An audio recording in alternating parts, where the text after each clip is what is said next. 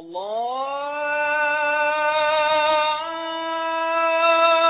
Akbar, Allahu Akbar, Allahu Akbar, Allahu Akbar. For I was about to come across one of the most extraordinary human beings I'd ever encountered. A religious convert with true fire in his soul. This is Brooklyn-born Joseph Cohen. 5 years ago, Joseph left his Jewish family in the USA to set up home with his wife in a settlement near the occupied Gaza Strip.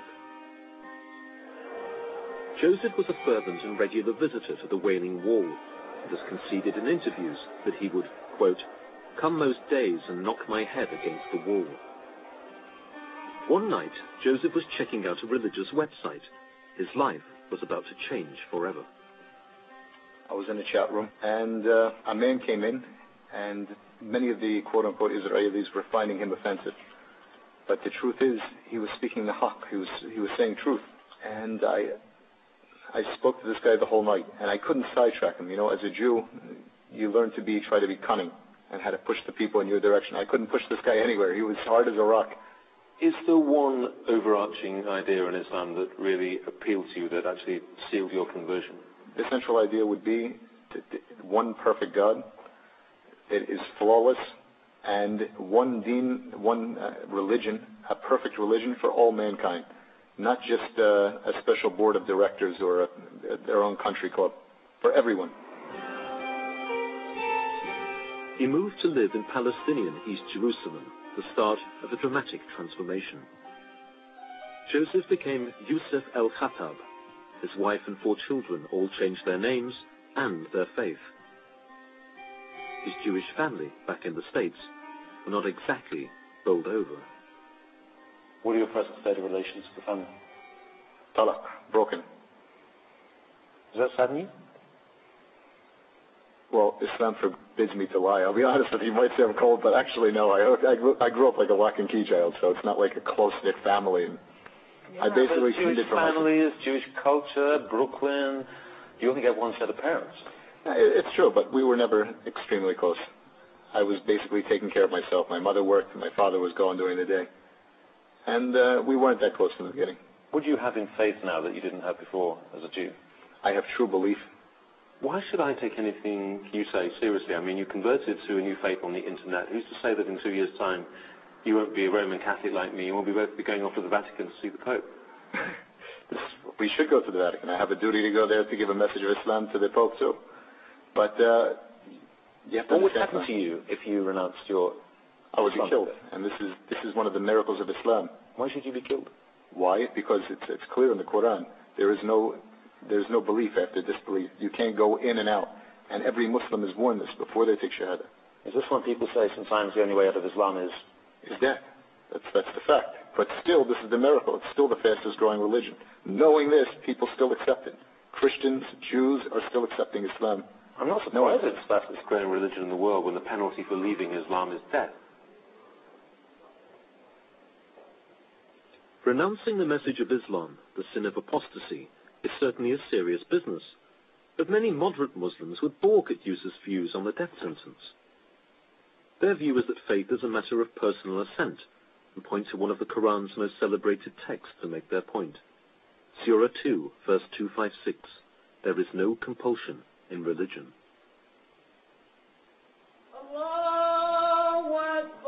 Still, Yusuf's take on apostasy was the first inkling to me that his understanding of Islam was not exactly of the cuddly variety.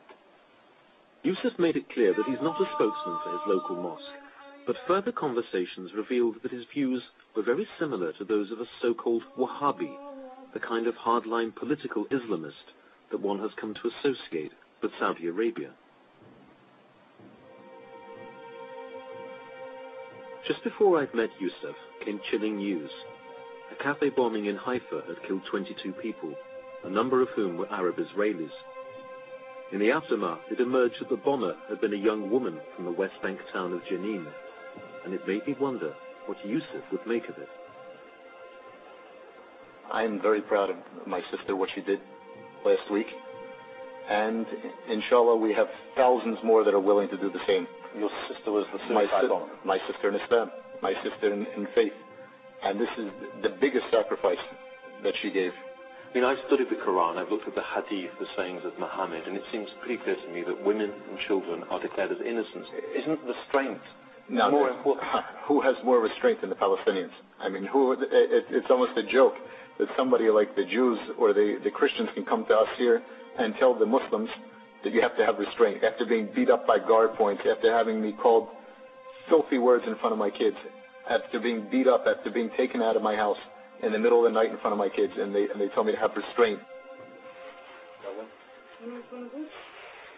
Yusuf is blessed with 4 well-behaved and talented kids. I raised again the subject of the Haifa bombing that had resulted in the deaths of several young children. Surely as a father, that would induce some serious second thoughts. But his answer was the most chilling yet. This is really the best blessing for them, because a child that dies before 10 years old goes to Jannah. They're in paradise. It's a blessing to get killed on bus? Allah guides who He wants to Islam. It says very clearly in the Quran that if a Muslim kills another Muslim, that he will not see God, and that in fact he will be condemned to eternal, hellfire. Surely that puts him in a very difficult position in terms of justifying what he's done. That's true, but it's intention. Nobody has the intention to go out and kill Muslims. And that Muslim is a shaheed. Use common sense. Who's going to be on that bus? No. And the common sense is it's going to be mostly Jews. That's common sense. Common sense to any Muslim here is that we don't go on buses. We don't go on Egged buses. Except the few that do, the exception. Do you believe in the concept of the innocent civilian in the state of Israel? Absolutely not. There is no innocent civilian. Every one of them goes in the army. Every one of them votes for a government that oppresses. So there is no compromise. We have nothing to offer them. What can we give them? Both he and I claim belief in God. Yet it seemed we were living on different theological planets. On a final meeting with Yusuf, I wanted to put a couple of direct questions to him about his decision to turn his back on his family and his faith. Is this an act of self-hatred? I mean, turning your back on the past, you have no links with parents and family anymore. People could interpret this conversion as simply a way of almost reinventing yourself. Well, I think of it just the opposite way.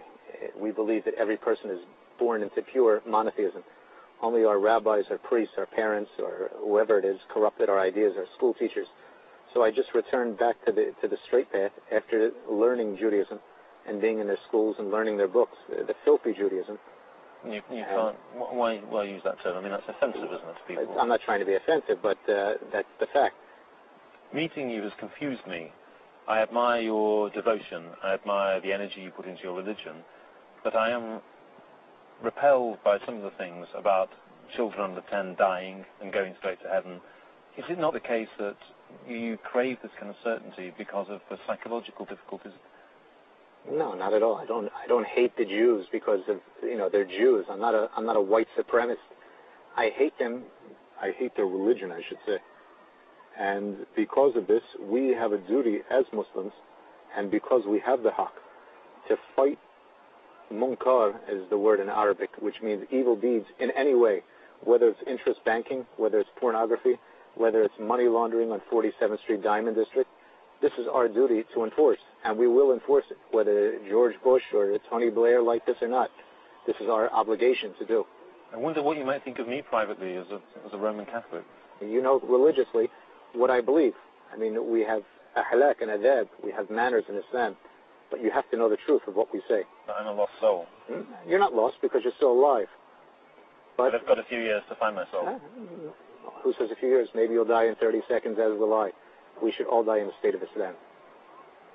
Is Islam going to take over the world eventually? Will it be the world religion? Is this inevitable? Inshallah, we're hoping so. But do you believe that will happen? Eventually, that will be. There will be no choice in the end. How will that happen? By dawah, by Islamic propagation, or the rifle. It's going to be either way, but it's going to happen. You sure? 100%. I found Yusuf's views and his pathological certainty poles apart from Hassan, the Palestinian teacher, and the faith of other Muslims I knew back home. هو الذي أرسل رسوله بالهدى ودين الحق ليظهره على الدين كله ولو كره المشركون